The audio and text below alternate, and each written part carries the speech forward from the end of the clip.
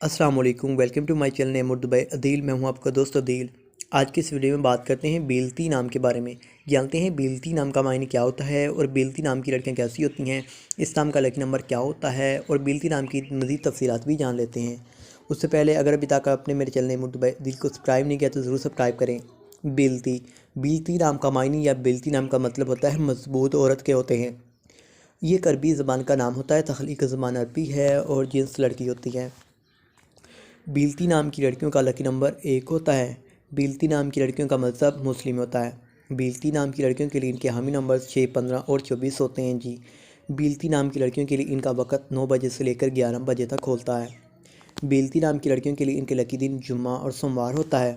अगर हम जानें कि बेलती नाम की लड़कियाँ कैसी रहेंगी, तो आप बहुत ज़्यादा हसास तबीयत की मालिक हैं, ताहम आप अपने माली हालात को बेहतर बनाना चाहती हैं। बेलती नाम की लड़कियों के लिए इनकी दाँतें चांदी होती हैं। इनके कलर नीला और सब्ज़ होता है। और बेलती नाम की लड़कियों के लिए मुआफ़ी पत्थर मरकत, अंबर, मरजान पत्थर होता है।